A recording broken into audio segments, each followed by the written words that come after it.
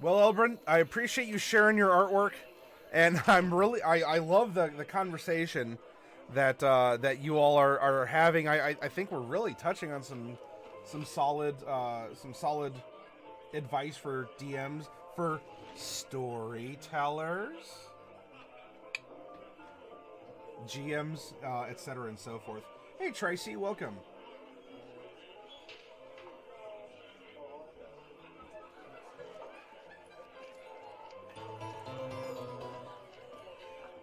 Well, shucks, howdy. We have a new follower. Thank you very much. I hope you're enjoying the advice. Sit back, have a snack and a drink, and why don't we delve into, as DMs, right? We'll put our DM hats on. Why don't we delve into, as DMs, how to extract information from your PCs and populate a world with some NPCs that are results of them. And when I say that, the hope is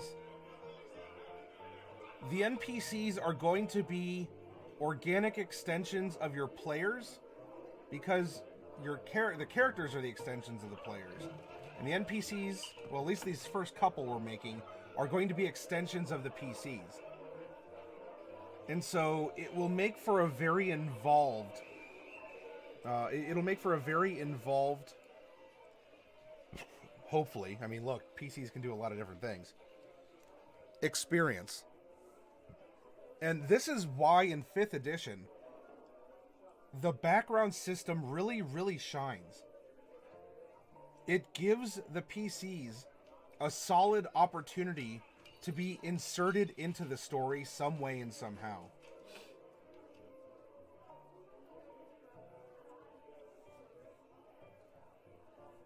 Derek says, try to challenge you with this exercise. Well, yeah, I know that, Derek, you love NPC creation. And the challenge will probably... come in our part 2. Because we're going to warm up in part 1 by looking at our character sheets and distilling some information from them and going through the NPC creation process as suggested in the DMG. And then once we get that warm up under our belts, maybe we can step up and do something a little bit more freeform, or let's just create someone that doesn't have a direct tie to the PCs or the map or anything along those lines, and then let's challenge ourselves. How can we get how can we flesh out a character like this? How can someone like this exist in the world?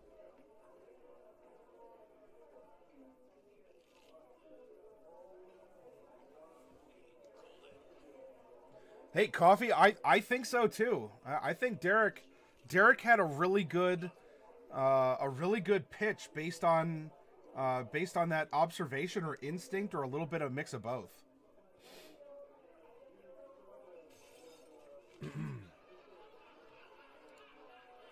Elbrun says, one thing I find really useful in developing the idea of a town, village, or city is to write down 2 to 4 business types, then expanding those to be named places. Gives you a way to come up with new NPCs. That is good as well, right? Because a town's going to be based. It's going to have some sort of economy. It's going to be based on an activity of some kind, production, farming, maybe service. Although, I mean, depending on the world, a service-based economy might be kind of odd to consider, unless we want to bring something like magic into the fold.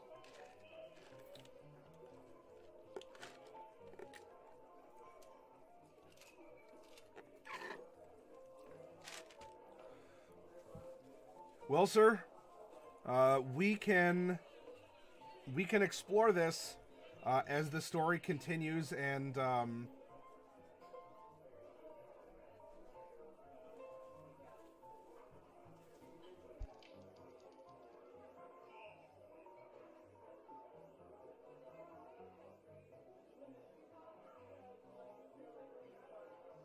there we go. Pardon.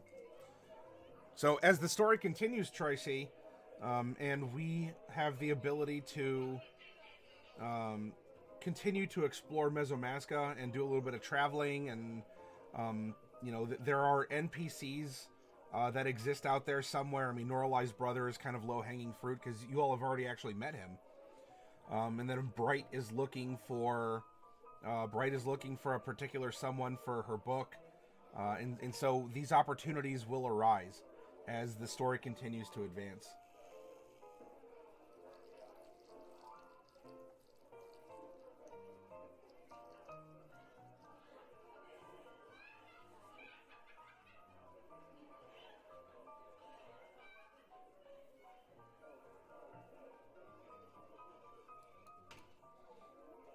What else did I miss here? I'm sorry, I'm catching up in chat. Derek says, "What you should give me my V5 character, or you should give me your V5 character and have me come up with NPCs." That would be an interesting challenge as well.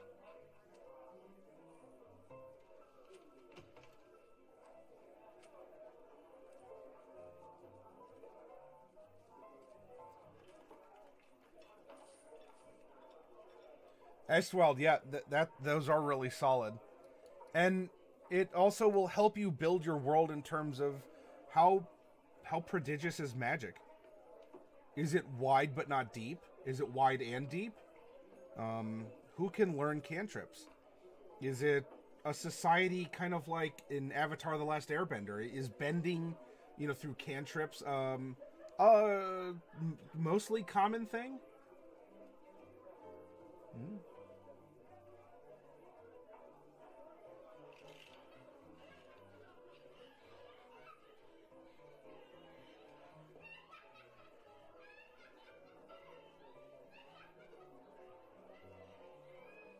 Yeah, light would be very common as well, Elbrun.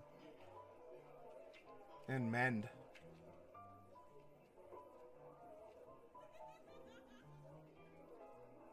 Yep, exactly, Estwild. And then, because once you say, well, you have a normal world, comma, but, and then you just drop in even one cantrip, the light cantrip. For some reason, that is, people can create light. I mean, that would make for a very interesting storytelling tool.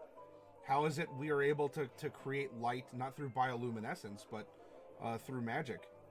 Is it's inherent, or maybe every race, for some reason, has these cantrips that are inherent. And so the mystery is, how is that determined? Is it an extension of a soul? Is it an extension of one's biology? Like mutant powers. And so orcs are really good at, at this one, and elves are good at this other one, and tieflings are good at whatever. All of these ideas, they just... Boo. Hey, Victor. We've been having a lot of table talk. We've been having some great discussions about being a DM and finding creativity and improvisation skills, map making tips. It's been a great table talk so far, Victor.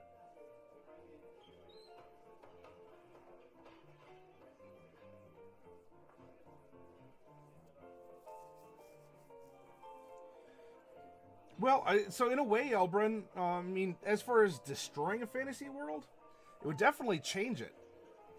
Part of the big draw to fantasy is the unknown, is the mystery. How do things work? What works? Why? And when you have a lack of knowledge, we operate on a more visceral level, right? Fight or flight. A lack of information is what can cause us to be afraid.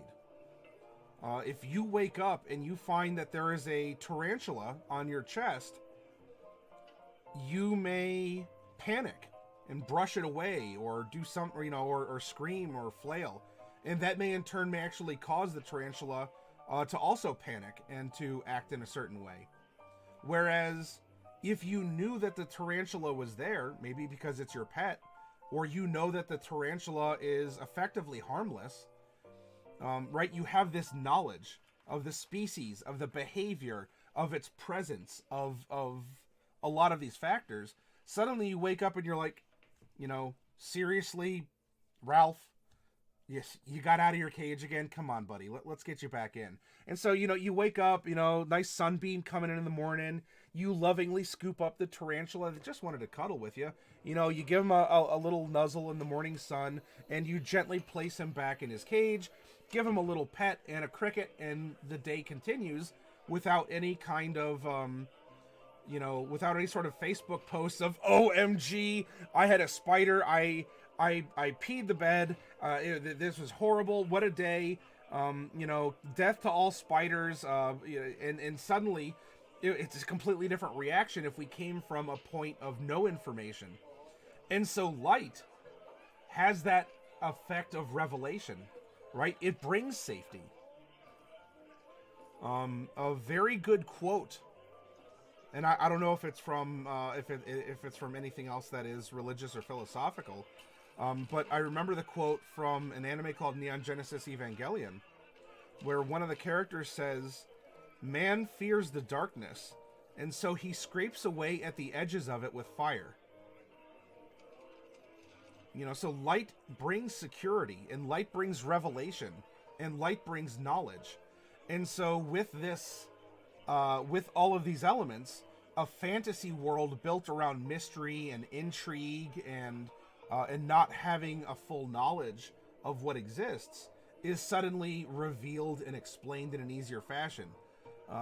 A sense of security is more abundant, so we're not as fight or flight, kind of wringing our adrenaline gland for every last drop it can produce.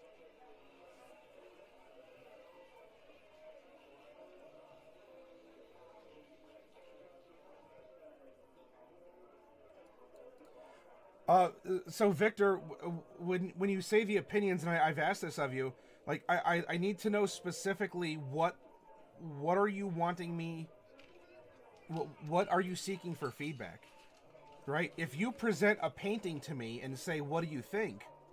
I can look at it and tell you it uses 5 different colors. Looks like you painted it on canvas. And I don't know, it looks kind of like you took a paintbrush and went like against it. And that may have been the entire point. And so I actually gave you, where I was like, I don't know, it doesn't look like a bridge. It doesn't look like a constellation. It looks like you splattered paint on the canvas without knowledge that you were seeking. Well, that was my medium, was splattered paint on canvas using 5 colors. And this is my representation of a bridge through, kind of sweeping, colorful gestures. Without knowing that, I just told you what was there. But if you say, well, so here's my goal. I was aiming to present to my audience this in this fashion. Then I can step back and say, all right, so looking at it with your intention, have you met that in my opinion? And go from there. Because you could put, we could use another example. Someone could drop like a Ferrari, like some high-end car, a Bugatti. Look, let's just dream big, right? In front of me, and say, "What do you think of my car?" And I may very well say, "I don't like the look of it. It looks, it sits way too low to the ground. It looks really cramped. It's very expensive. I just don't see the practicality, and I don't like all the angles." Meanwhile, you paid $1.6 million for this car, and it's brand new, custom made for you. And I just said, I don't really like the look of it. It's not the car for me. But if you said, what do you think of this as a race car? Or knowing my hobby of going to the track, what do you think of this as a purchase? Now I can sit back and say, you know what? Looks like that was that was a pretty good performing car. It looks like it's going to do exactly what you want to do. And comparing to other models, it'll definitely get the job done. And you know what? I think that this is prettier looking than the Porsche, whatever, or some other custom car. Like some souped up Mustang or the like. So having that context to me is important. instead of just presenting something and saying, "What do you think?"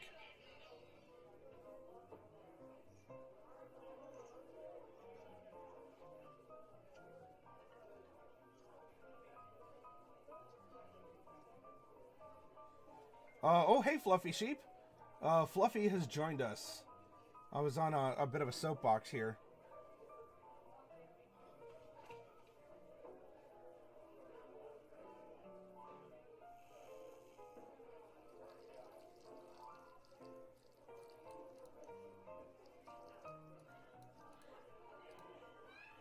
Well, Victor, I'll have to go back and read them. I can give you a general opinion. Hopefully it'd help. But I'll have to go back and read it at a time that's not now.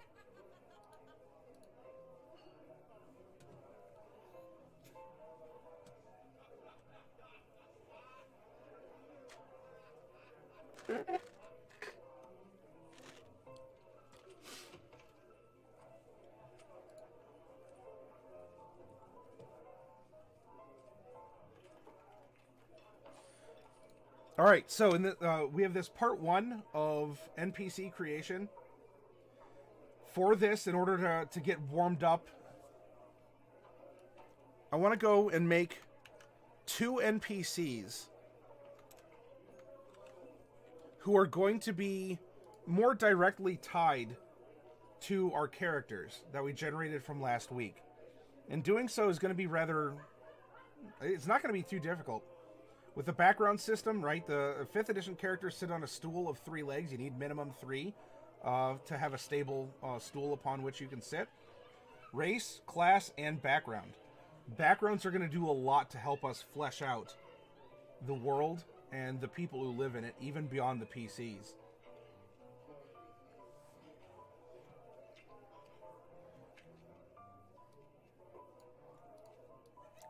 So actually, even before we get into our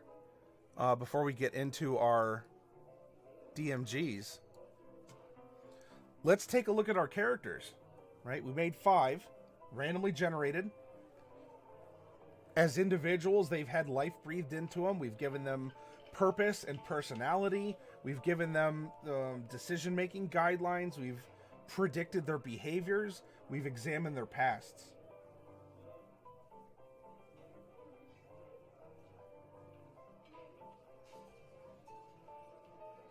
So the juiciest bits, it's not going to be all contained here, but the juiciest bits of information we can find are going to be in your background info with your 2 personality traits, your ideal, your bond, and your flaw. Oh, does it sound a little low?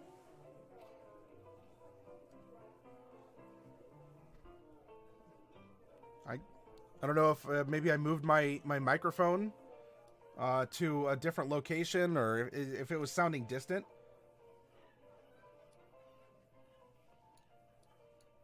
Or it's not. Is it the background music might be a little bit too loud?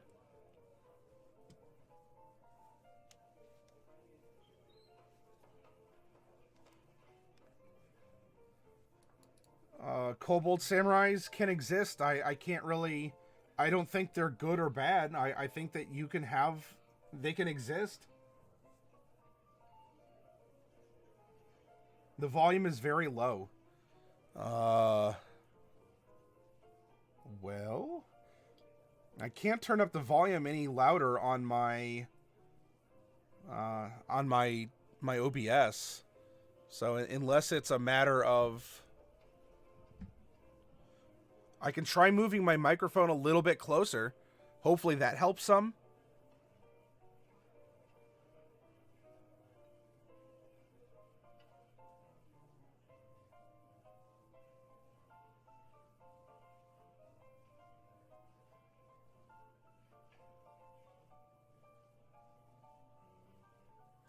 Oh, you don't hear background music at all. Okay. Well, I have had some playing. If it's not broadcasting, that's a little odd.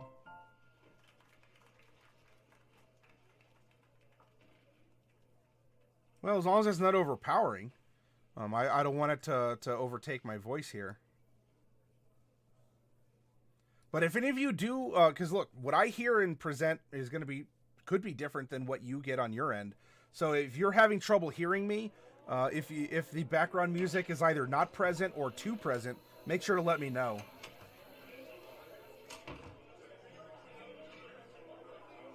Okay. All right, background music is good. Okie dokie.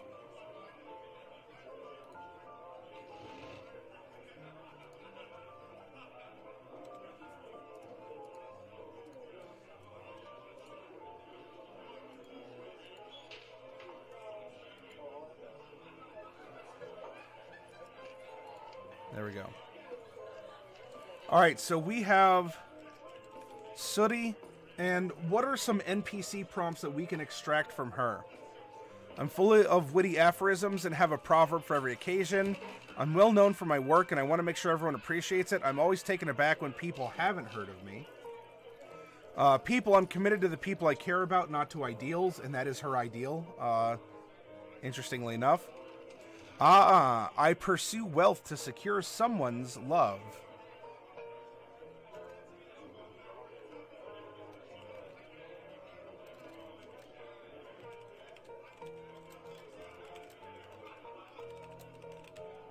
Who is that someone? This could very well be an NPC that we create. I'm horribly jealous of anyone who can outshine my handiwork. Everywhere I go, I'm surrounded by rivals.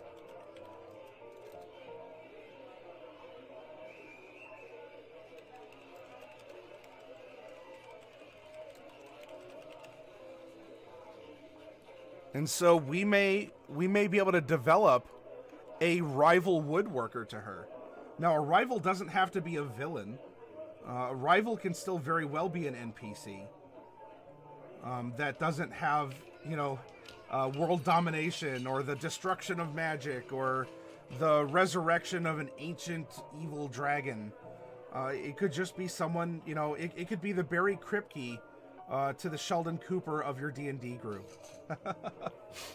You know, he exists, a bit of an antagonist, or a foil, maybe not the villain. And so maybe we want to highlight a rival of hers. In fact, that rival could even be someone else, someone else's NPC, and now we have an NPC that links two characters together. Maybe a heckler of some kind. Yeah, someone who comes and, you know, when she's working, she's making barrels, she's doing woodworking. It could be even a critic. Someone who fancies themselves to be a woodworking critic and has made unkind remarks about her craftsmanship in the past. C'est possible.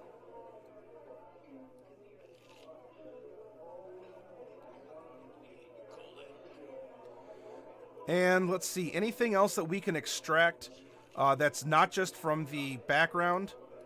Well, if we look at her profession,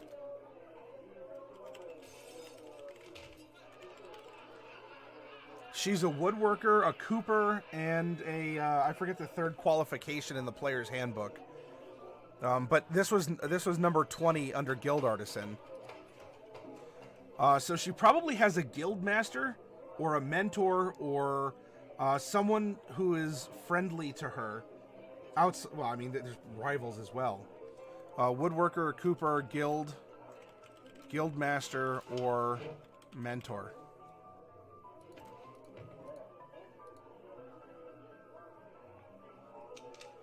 As far as the paladin, she's a paladin of devotion.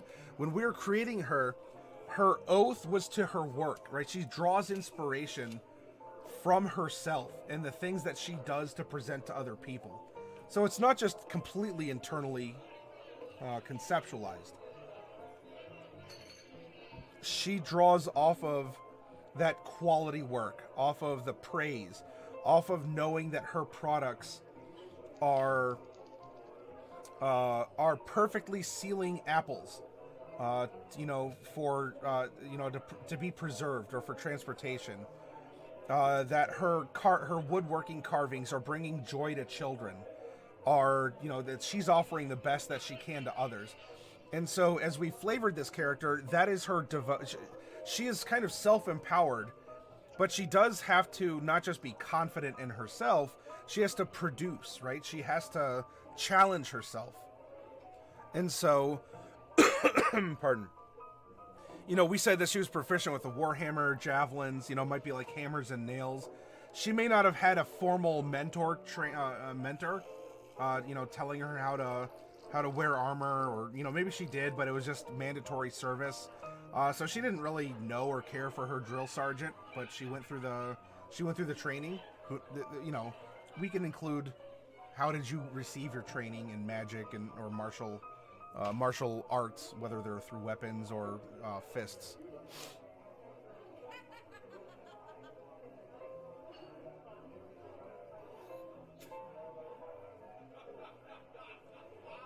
It sounds like a solid hook, Victor, for your campaign.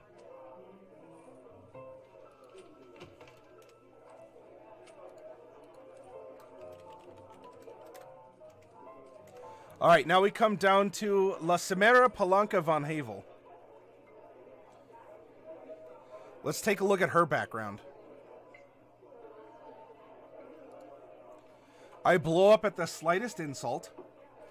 I am incredibly slow to trust. Those who seem the fairest often have the most to hide. Honor. I don't steal from others in the trade. My ill-gotten gains go to support my family. So, well, here we have an ideal.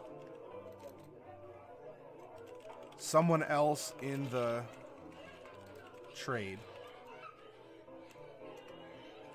Bond. A family member. Now, when we're creating this, it doesn't necessarily have to be blood tie family. It could be her former criminal family.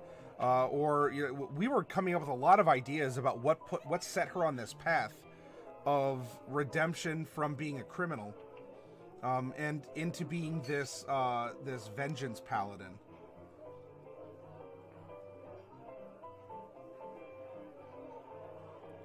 So the family can be literal or metaphorical, and that offers a lot of flexibility and options. And in her flaw, I'm guilty of a terrible crime. I hope I can redeem myself for it. Now, that's kind of an internal thing. If we want to try and create an opportunity for an NPC, maybe she met someone in jail. She met, you know, maybe she found a religion in jail. And it set her on this path of redemption, if only through vengeance.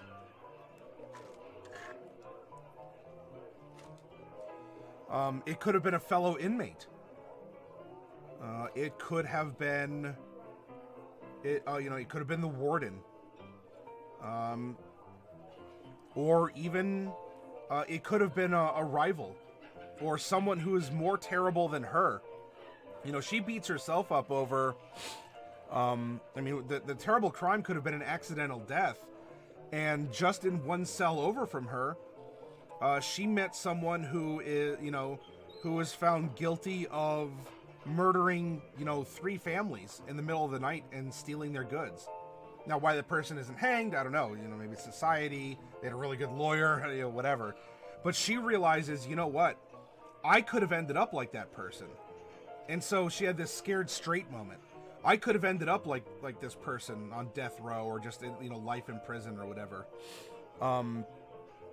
I could have been a lot worse.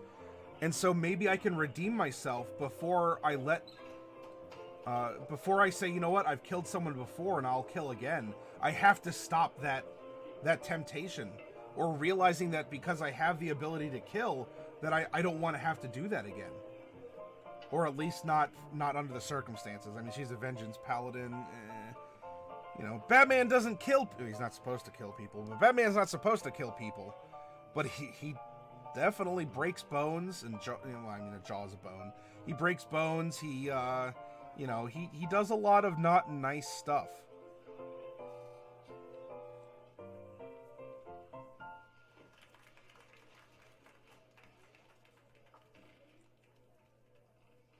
Well, Victor, it sounds like that's an interesting roleplay opportunity for the person who's piloting that character. You know, if it is getting this person involved in the world and in building up the lore, and it is increasing, you know, just how terrible a presence demons are in the world in which you're presenting, then your PC can have a compelling character and also be highlighting a portion of your world for you that you don't even have to do.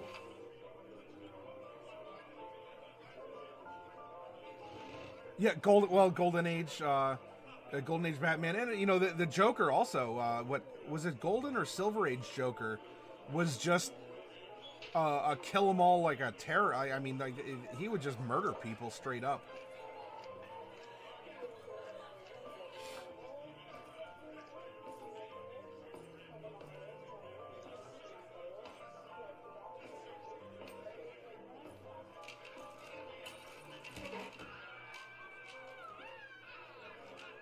Oh yeah, Derek. I mean, look, I can't. Right, you can't know everyone's, you know, constitution. You give someone a punch to the jaw. You could have, you know, what if they had a history of seizures or something? And I mean, what is Batman? Batman's not going to know that. And so, you know, you knock him out and you're like, haha, I'm going to go on to the boss. Meanwhile, the guy, you know, it takes a minute, but he starts spasming on the ground and chokes on his own spit. Or, you know, bites his tongue off. Or I don't know if that's a wives' tale about epilepsy, but, you know.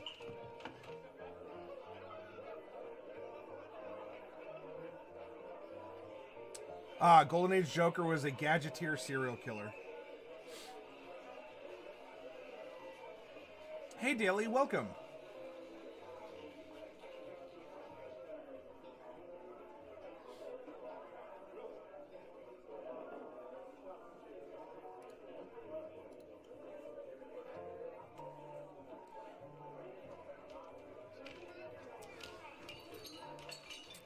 If we look at her profession, or at least what it was, she was a criminal. She was a highwayman.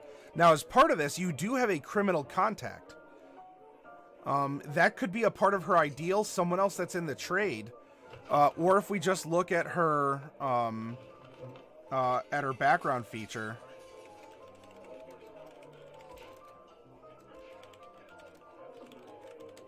Who is the criminal contact? That could very well be an NPC that shows up. All right, next up, we had Duggan Gladstone.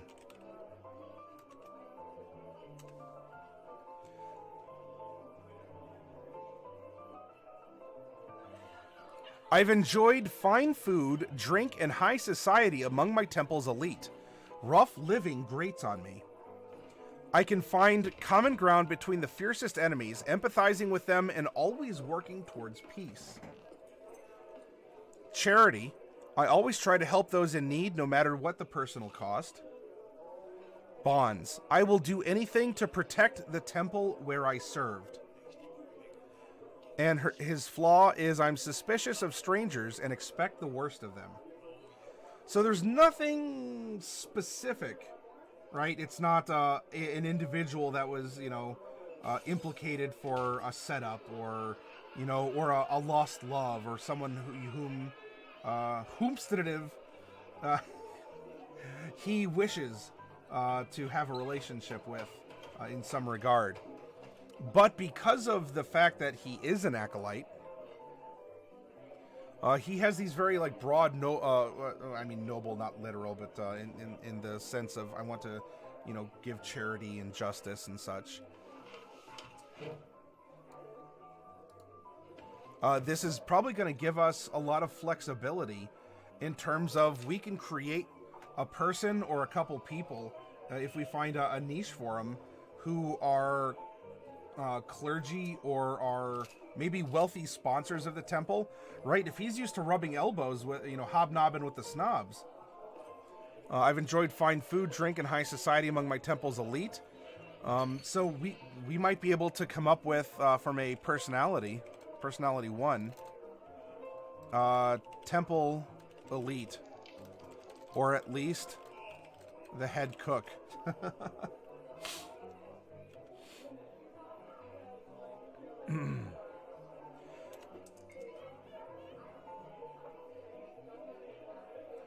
Do anything to protect the temple. Suspicious of strangers. I always try and help those in need. So perhaps the other NPC concept we can extract would be from personality 2, where he has a diplomatic friend made from a negotiation. Right, so we can presume at some point in time he brokered a peace, and or some sort of accord between guilds, between feuding spouses, in order to prevent them from getting a divorce. I mean, we could think small, we could think large with the character. I mean, depending on how you would want to scale it as the DM. And so maybe one or a couple of the people for whom he has conducted this service are considered NPC allies, in a sense. They're willing to give information or thanks or pass along, one thing or another.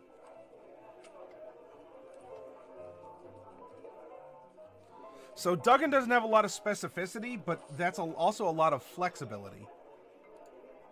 Now we come over to Lom. As we generated him, he was kind of the other side of the same coin as Duggan. Duggan, as this rogue thief, we made him very strength and charisma as a thief. He's a diplomat. He can infiltrate. He has these thief-like abilities. And that's fine. It's a part of his job. He's sent out to be a negotiator and to get into and out of tight spots. And who better to do that than a rogue? Here now we have a way of Shadow Monk. And we can conceptualize that Lom might have been brought up in the same temple to learn a different set of skills, but one for infiltration, information gathering. Maybe this order does have a bit of a dark side to it.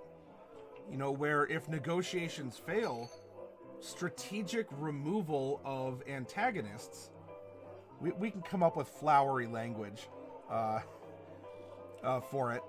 But the strategic removal of bad sources, of bad influences might occur.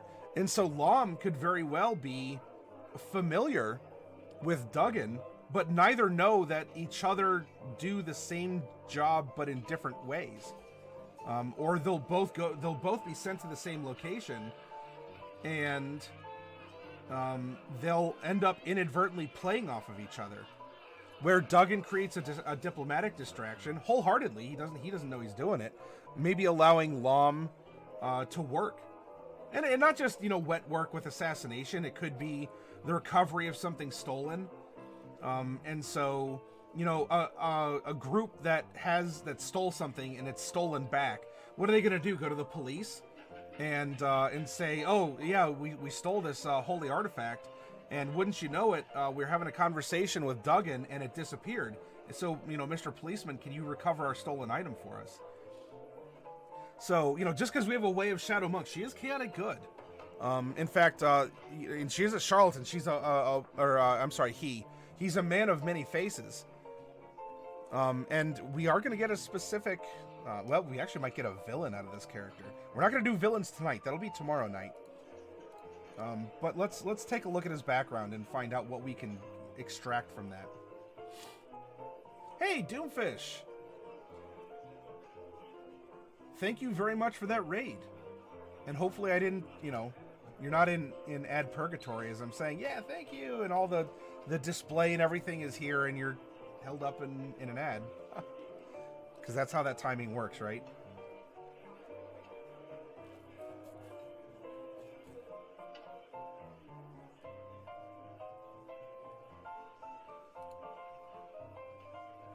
Alright, Lom, I pocket anything I see that might have some value. I lie about almost everything, even when there's no good reason to. And we chalked it up to, he's a man of all these identities.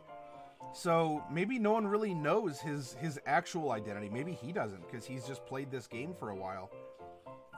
Something has happened. So every day, something changes. He dyes his hair. He puts on a fake scar. Maybe he has some real ones. Maybe he applies fake tattoos. He dresses up. in some fashion. Whether it's as a male, a female, as a particular, race's garb, that is, maybe if elves tend to wear silks, he'll wear silken clothes one day and like good old rugged denim of dwarves the next day. And so by lying, it doesn't mean he has to lie to everyone's face and be a compulsive liar, but simply because he's never the same person day to day could be the lie.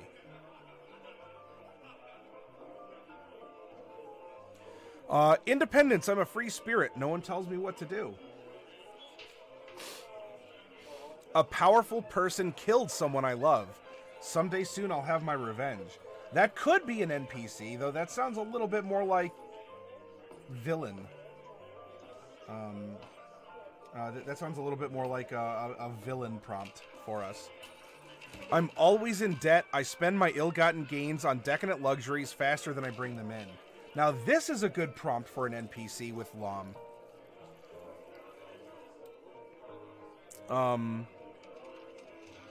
Lom, through his...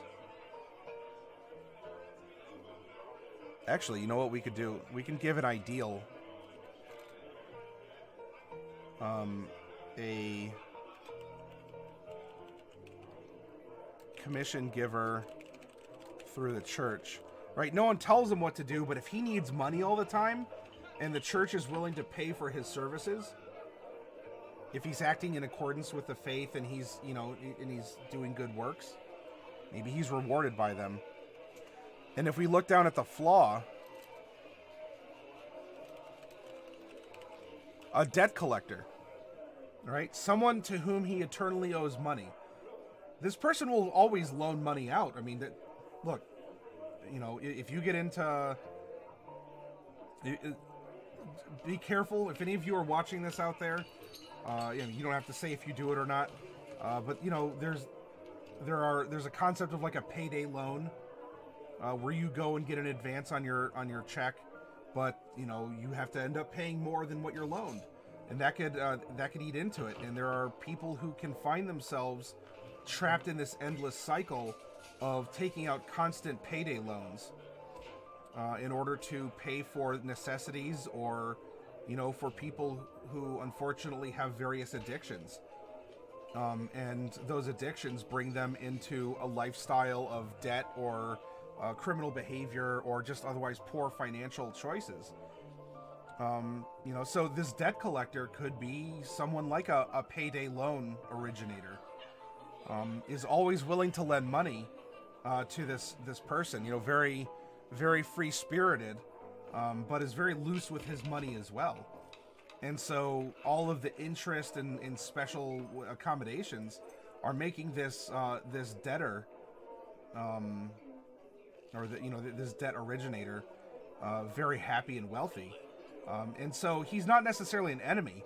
So yes, Lom can very well owe a good amount of money to this person, but it's in good nature because Lom always delivers the money and obviously is paying more back than what is lent out originally in order to fund whatever, trinkets, lifestyle choices, habits, or whatever that Lom has encountered. And so this debt collector could be an interesting NPC as well.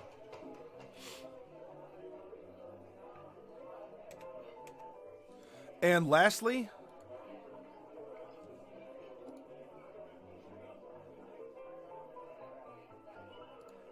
we generated our half-orc, quote-unquote,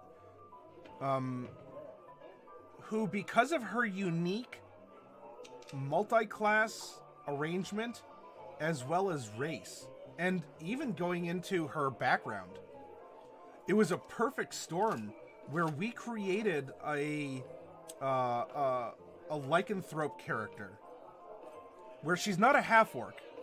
She's mechanically a half-orc. We gave her the stats.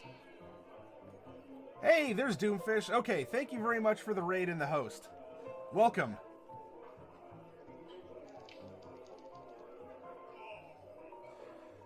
But so she's only mechanically a half-orc. As we said that she was born with some kind of a natural infusion you know, her midichlorians were really high. She is some sort of like a primal extension of nature given humanoid form.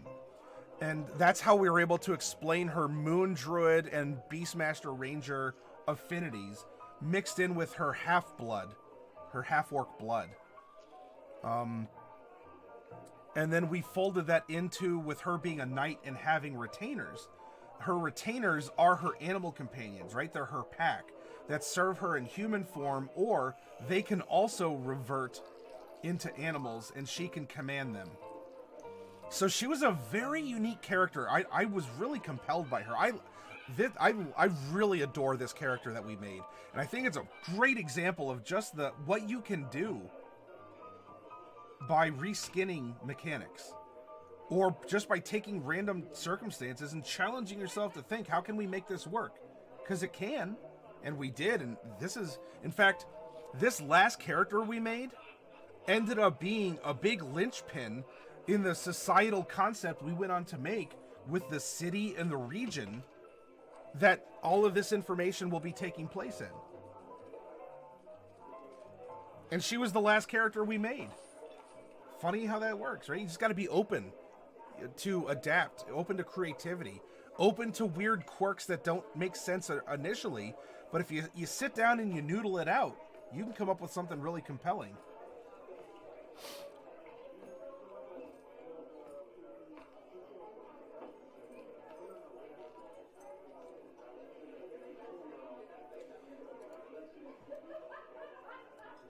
All right, so let's look at her background. My favor once lost is lost forever. My eloquent flattery makes everyone I talk to feel like the most wonderful and important person in the world. So she will probably have a... what would be the word for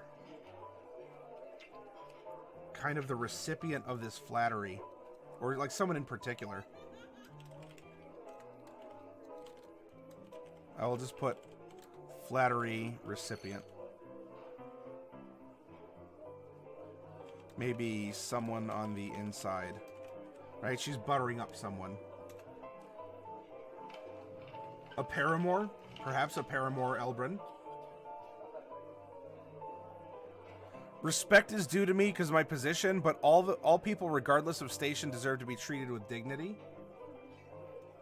Nothing is more important than the other members of my family. Bond. A family member. Maybe one in particular. I mean, she could have the notion for the whole family, just like our good acolyte wants to help all the people. I mean, you can't help all the people, but you want to help all the people. She loves all of her family, but maybe there's someone in particular.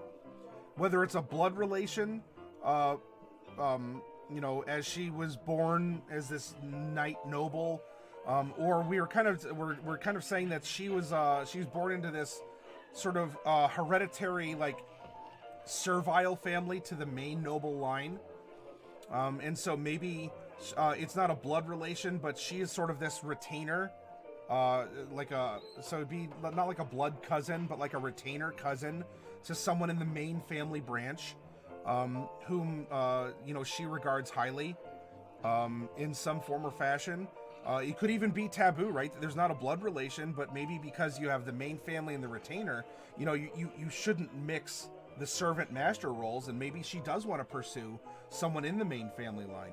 And of course, she has her own things going on because she has this interesting mixed blood that is causing these changes, these shifts. These physical shifts in her body. And her flaw is she secretly believes everyone is beneath her. And look, she is, what do we roll her? Neutral evil? She is selfish, right? She has that primal instinct inside of her. I am a hunter. I am dominant. I am the apex predator. Or even, I guess, apex survivor? Maybe both. I don't know. I'm the apex.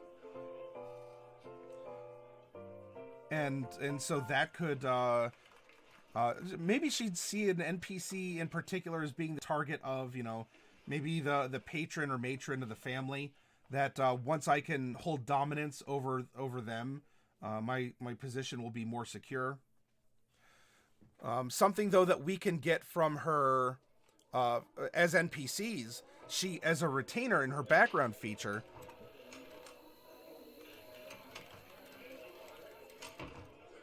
We have 3 retainers. A squire, a valet, and a scribe, as we had conceptualized her having. And each of them would be able to turn into some sort of a beast companion that she could, that she could command. From there we could create 3 NPCs. We can create each of her retainers, which could be a fun exercise to do. Or if you just want to focus on her squire, maybe her squire, because squires are supposed to be combat support, her squire is her main animal that she uses. So maybe a little chunkier animal, a panther, a wolf, maybe some sort of predatory bird. I'm here! Are you really here if you just fell asleep, Trustaflum?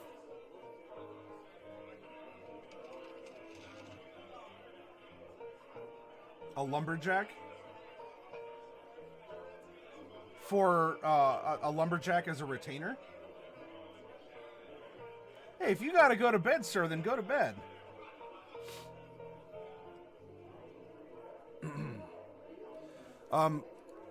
Though from just her profession, right, as a knight, did she have a a master at arms? Did she have a who trained her, right? Who trained her as a knight? Some sort of a battle master, or a not a mentor. I mean, kind of like a sensei in a martial arts term, like a drill sergeant or something. If she was trained in a family, it would have been the family's master at arms, or maybe a quartermaster. But someone taught her how to wear armor, how to wear her armor and fight. Or someone taught her how to refine her animalistic powers. Now, because she expresses herself in this neutral, evil way, tends to be more self-centered, more selfish, she probably doesn't have someone. She's had to learn that, and maybe that's made her a little bit bitter, that she has this wild animal inside her that she has had to learn how to control. She never had someone like a drill sergeant, wearing armor and wielding a weapon. It's fully under your control, and it's something you learn and is an extension. But when you have this wild energy within you that changes your body, your outlook, your senses, maybe that's what's causing that, that streak. A master at arms. Okay, Elbrin. That did seem like the correct term. Victor, you made a Ravnica Goblin Archfey Warlock who serves a hag and has a mirror that he uses to record the fear of his victims for his patron. Yeah, I mean, as a patron, your Warlock patron's after something. Secrets, money, influence, a body count. I mean, there's all sorts of things that a patron could be after. Rare alchemical ingredients. And really, as a Warlock, you're just an errand boy. There doesn't have to be some great earth-shattering mystery to being a Warlock. Honestly, you could just be the bottom rung of the bottom thing on the totem pole, and you just do all the legwork for your patron, who rewards you with spells. So I think that could work out very well. That's your vocation. That's your job. You are paid with Warlock powers in exchange for using a magic mirror to record fear.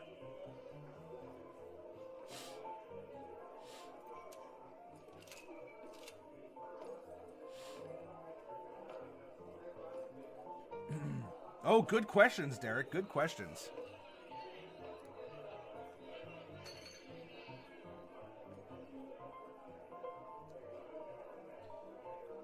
All right, so we've taken a look now at our 5 PCs, right?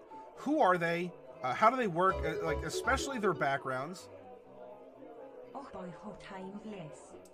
Oh boy, time flees. Beautiful Welsh accent, Mr. Plunderloot, and thank you so much for that re-up. I appreciate it, and hey, that reminds me. Wednesday, this next Wednesday, is going to be the third Wednesday of the month. And so what I'll do, like, we're going to run our normal Tuesday game next week. And on Wednesday, I'll go live, and we'll have our raffle. We'll have our raffle. And then, you know, some sort of a workshop, or, like, we'll just get together and have some fun. Because that will be the last workshop broadcast for 2 weeks. While I go offline, and especially now that I'm not sick anymore, I can actually get work done. And I'm gonna overhaul the OBS. I'm gonna you know, instill some art and some other things. Switch up the programming a little bit. Get Discord all updated and such. No, we're still gonna be broadcasting on those 2 Tuesdays of my vacation, so to speak. But on that Wednesday, that'll be the last sort of workshop broadcast day, so we can hold our raffle, get together and have fun. Will it end early? I don't know, but you all should come out for it. And in fact, let me take a look real quick at how many boxes we're looking at.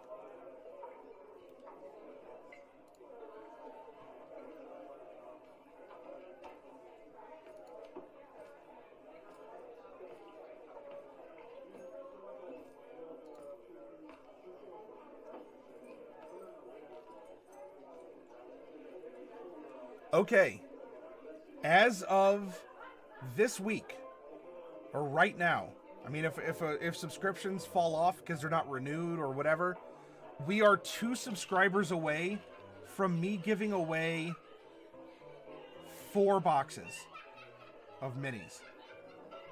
1 by default, 3 others by subscriptions alone, and then there's the option that if someone else wanted to sponsor a box, so we could have 5 boxes, full boxes, not just the 1 figure, but all 4 in the box.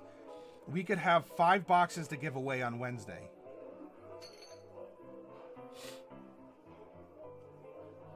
But we would just need 2 more subscribers. And presuming that between this Wednesday and next, people don't fall off in the subscriptions.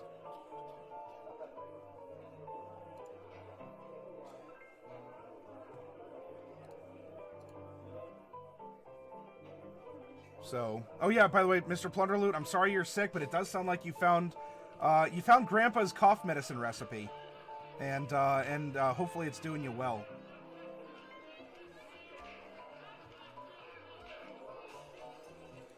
Grandpa's old cough remedy.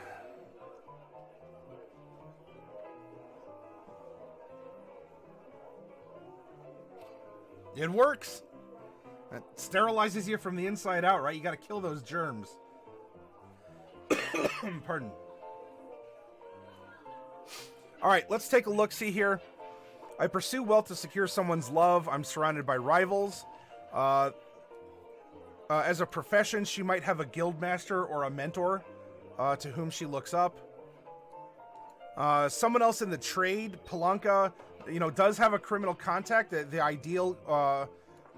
I mean, the ideal in the background feature could be the same person.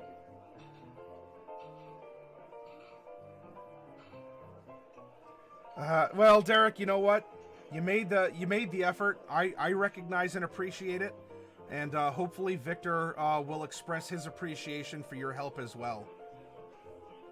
We'll see.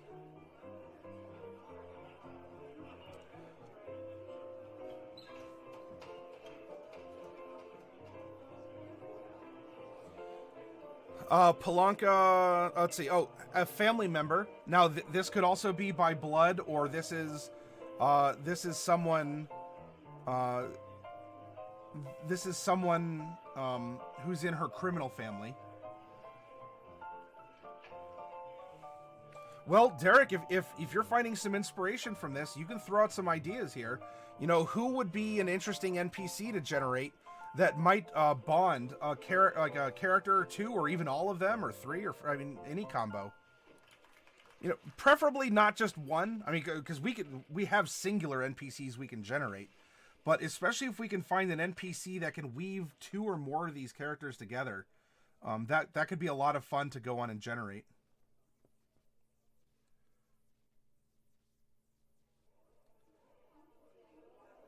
Name a character? Sure, Derek.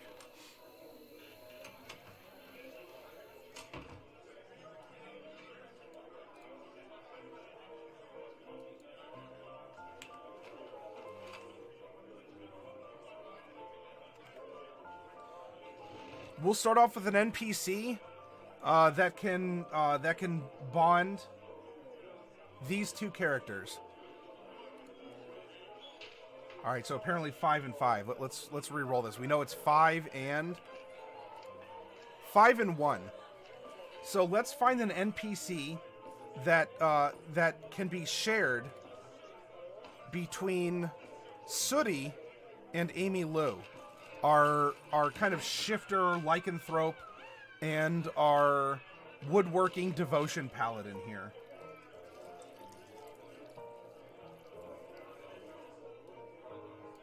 Sooty and Amy Lou.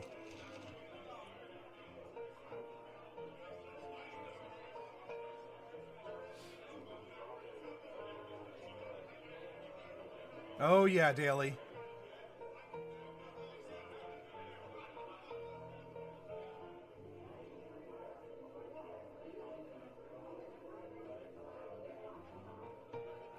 Yep.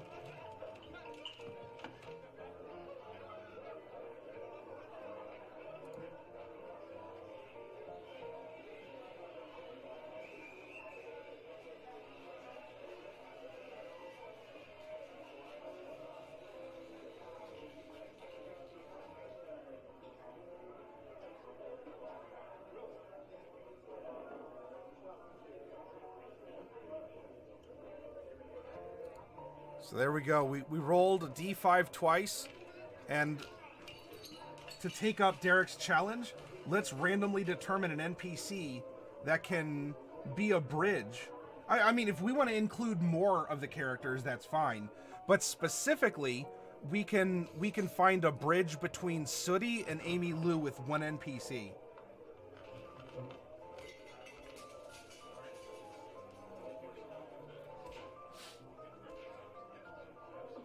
All right, Tracy. Thanks for hanging out with us.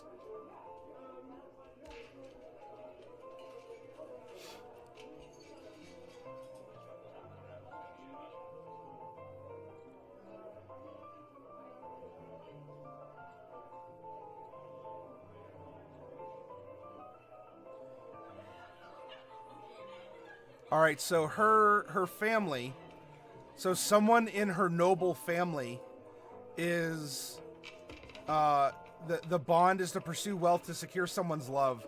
So we have this guild worker, this woodworker, this cooper, who wants to earn money in order to fall in love with a noble member of Amy Lou's family. Is that correct? Derek says, however, that person is using Sooty as a chance to build themselves up, claiming they can only marry up, which is a relation Amy Lou is not aware of.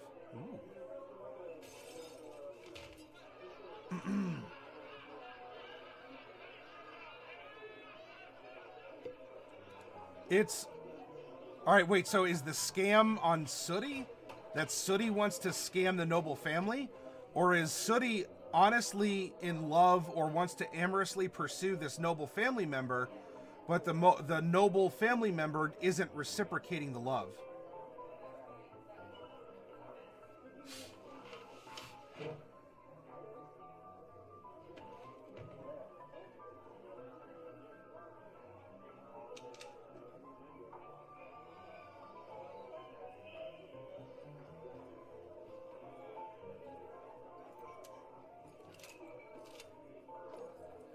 Okay, so the noble is receiving gifts or even some sort of adoration from this very competent, very like up and coming, has her own style as a woodworker, as a cooper, as a Fletcher, I think was the third option in the books.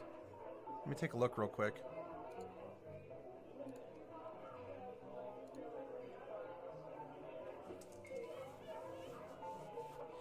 wood carvers, coopers, and bowyers.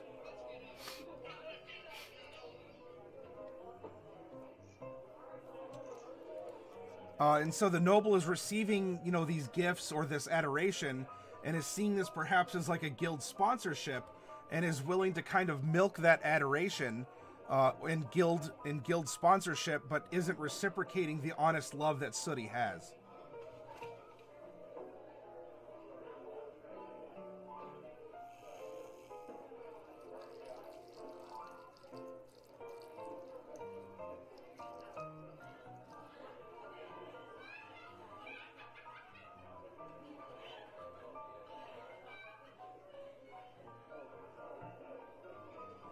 Well, Elbrun, we could have this NPC as a central figure amongst them all. I'm not against that idea, although I want to make sure I'm developing the original two first before we add on the extra layers. I'm definitely not against that creativity, because I think that, again, if we're building slowly and in layers and we can rationalize things one step at a time, ultimately we can connect everyone in that fashion as you're doing there. I want to make sure that I'm understanding the relationship primarily between Amy Lou and Sooty first through this agent, this middleman NPC. Derek says potentially giving an arc for those two to appreciate what's been right beside them the whole time. 6 degrees of the bacon called Kevin. Okay. All right, so this is the core concept to this character. Now, Elbrun, you pointed out possibilities that can be woven in as well. But to just focus on the two first, occupation and history, a noble of the, and we'll create a family line. We'll call this the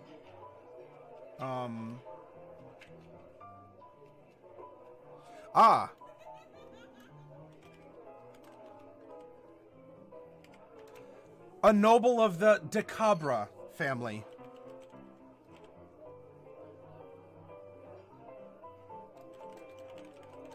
The primary family holding the Heaths.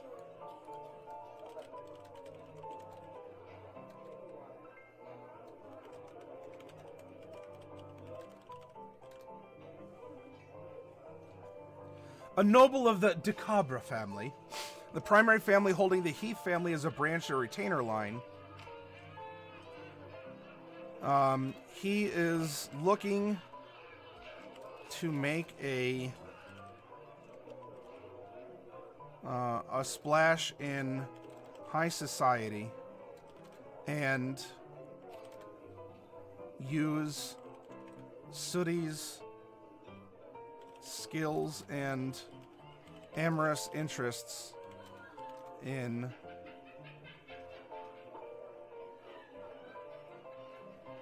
advancing that, despite not truly reciprocating her love.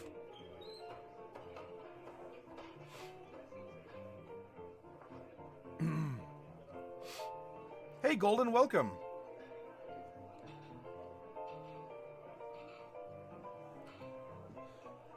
All right, so let's put this away.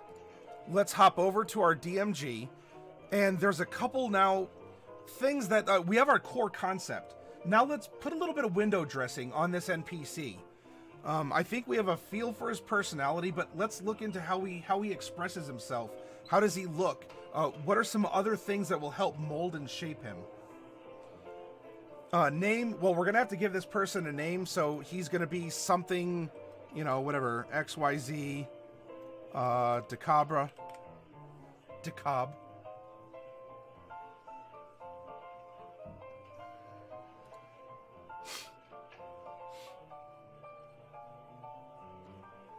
You want to name him Javier?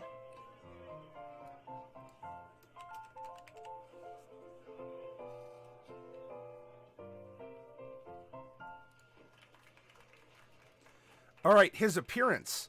Let's roll a d20 and find out what we have. does our Javier have a bit of a bit of a cleft like a Joaquin? Recacama de Cabra?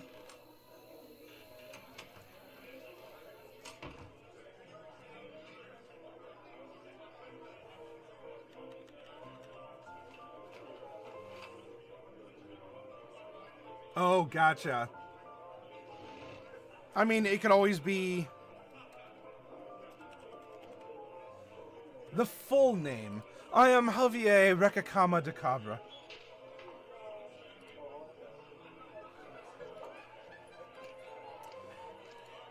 All right, we rolled an 18 on our D20. A distinctive posture, crooked or rigid? Let's roll odds or evens on the D20. Odds is crooked, evens is rigid. Odds.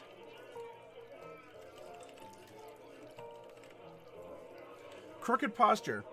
So, you know, might have been born with a bum leg, or has a little bit of scoliosis. Might have something going on, and you know what? Maybe that has been corrected because of some sort of a wooden prosthetic or a support that Suri made, and that is what initiated the relationship that has now turned into what it currently is.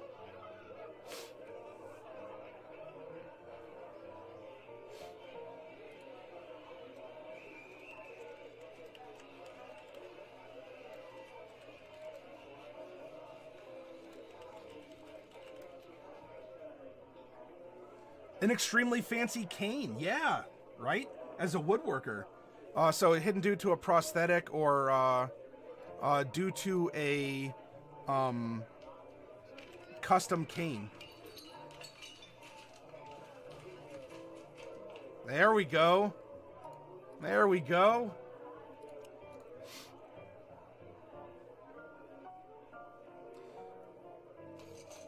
Abilities. His abilities, his high and low, we're going to roll 2d6. 1 and 3. His high ability is strength. His low ability is constitution. Well, hey, something's wrong with his posture. He might have a sickly body. Again, he might have been born with some kind of, you know, some kind of a degenerative disorder. In one of my heads up campaigns, we came up with a disease called foamy bone disease. Maybe he has foamy bone disease.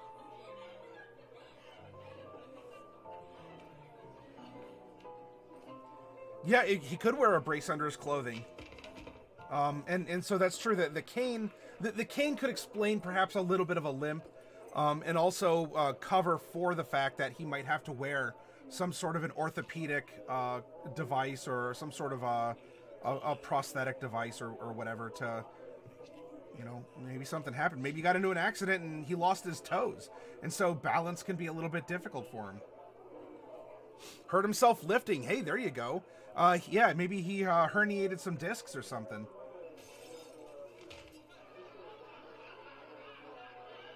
Maybe he owed someone money.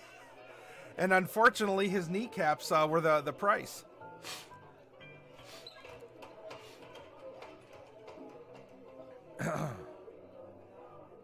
What is his talent? Well, he's good at something.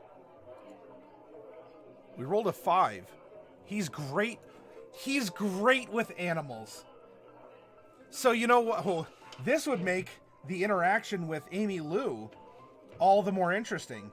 He's great with animals, but you know what? So that means that maybe, you know, she's his favorite cousin or something along those lines. And of course, when Amy Lou finds out that he's probably pulling along, you know, he's pulling Sooty's foot, I guess in an ironic twist, if we're talking about bad feet or something, that could backfire majorly. That might explain why she's close, exactly. So, talent, great with animals.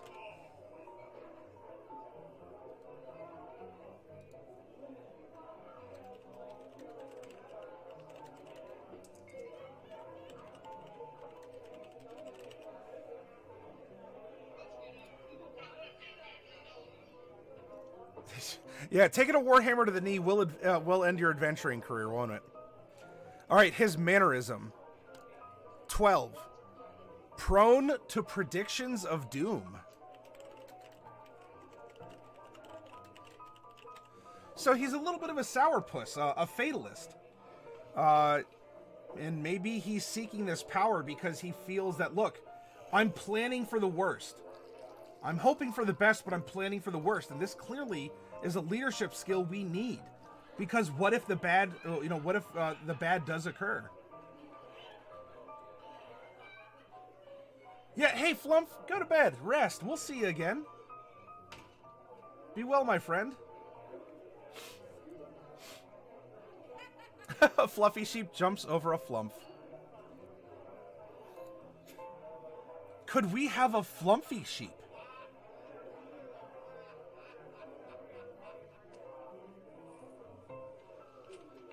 It's just instead of wool, they grow tendrils, and I guess you could weave the tendrils into some sort of interesting mesh.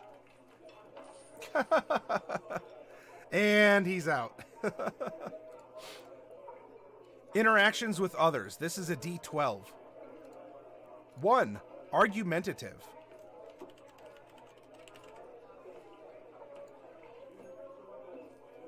So he probably has to suppress that around Sooty, which it could even cause not just the non-reciprocated love, but could even cause animosity, because he wants to argue against these ideals that Sooty holds as this paladin of devotion. And you know what? He can argue all day long with Amy Lou, and she eats it up. She loves it because it's a contest. She sees it as a contest of will, of strength. And so they get along very well in that regard, even though they argue. Meanwhile, he doesn't get along with Sooty because he doesn't argue with her. Pneumonica, listen to the flumpy sheep go.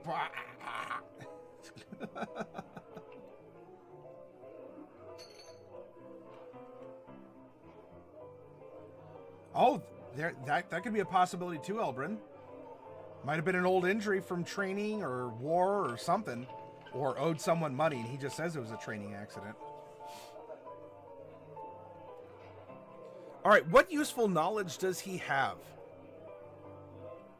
Well, he's prone to predictions of doom.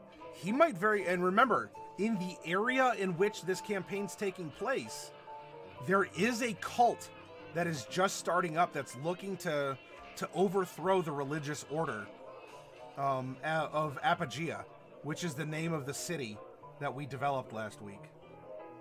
Or sports injury. I mean, yeah, people play sports in D&D. We may not often talk about it. I mean, I don't know, maybe you've had a campaign where there's been a melee or a jousting tournament or something.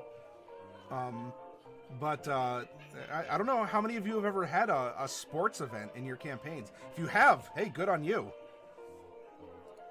So, useful knowledge. He has knowledge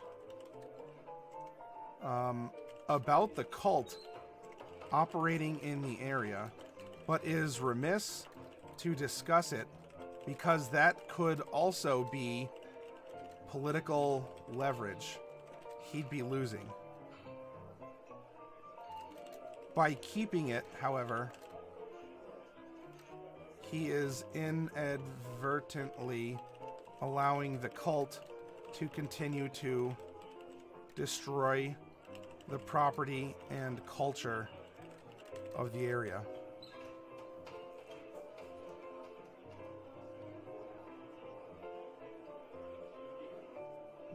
That's true. Maybe he could have gotten turned on to him, Elbrin. All right, his ideal. I'm going to roll 2d6. The first is going to go 1, 2, 3, 4, 5, 6.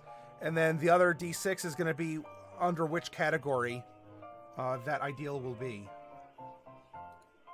4 and 2. Not good or evil, not lawful. He has a chaotic ideal that is creativity.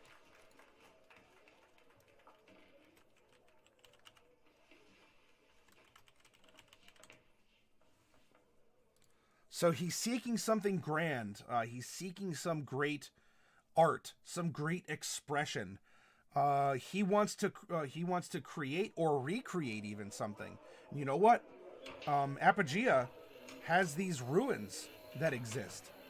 Maybe he wants to recreate or to restore those ruins to what they were, despite the ruins being a part of why the community is so strong as it is. Maybe not, he's not necessarily evil, but this definitely would shift society. His bond is number 10. Well, on a D10, I mean. We roll a 4. Loyal to a benefactor, patron, or employer.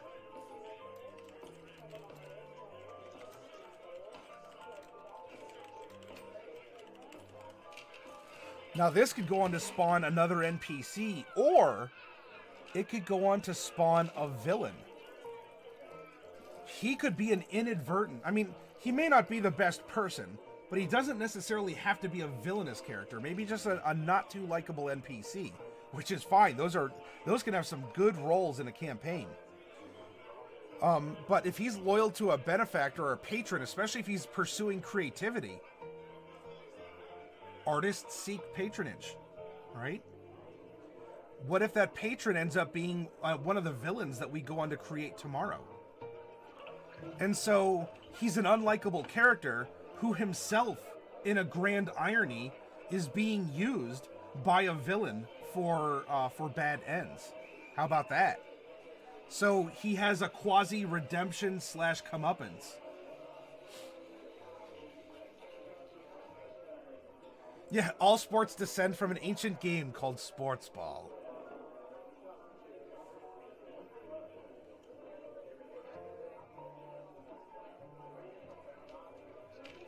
Here's one medieval precursor to modern footballs was actually called game ball.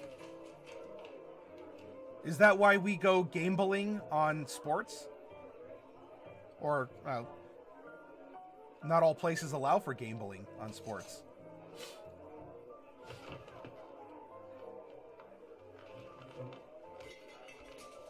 Man, Mnemonica is dropping all the sports ball facts on us here. All right, what is his flaw or his secret? Gotcha. His flaw or his secret? We're going to roll a d12 and find out. We rolled a 9. Ooh, a shameful or scandalous history. Maybe he did, in fact, receive a sports injury to his knee. And it was revolving around sports, but maybe it was a gambling debt that he was very shameful about, in his youth, right? I'm a noble, I have money, or maybe he thought maybe he was used by someone. And of course that made him bitter and why he's using people as an adult now. So maybe when he was younger, he was used. And he went to go gambling on sports. He got in trouble, and to save face, he said that he hurt himself in a sport. And this is what has caused that injury.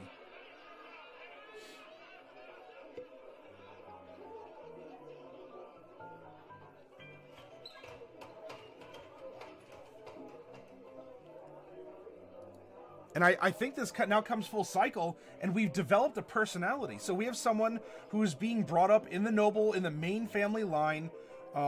He thought he had power, access to wealth, and all this other stuff. He used it, got in trouble. It left him with a permanent injury and feelings of shame and bitterness at being used. So never again. He will be the user, not the usee. And so as he's continued to grow up, he has discovered through his power and his wealth as part of this family how to use people. And unfortunately, Sooty, who's offered to create some sort of like a prosthetic or an orthopedic for him to use so that his crooked posture is corrected now. He is using her guild reputation and her artisan reputation to springboard, speaking of orthopedics or mobility, to springboard him even further. Brought on by the fact that he seemingly has all this knowledge. He's on to what's happening. And meanwhile, he's still being used by this cult or by this patron who's corrupting or influencing his creativity to an evil end. So it makes him a bittersweet character. You don't want to like this character. At the same time, you can pity the character. I think that works really, really well, don't you?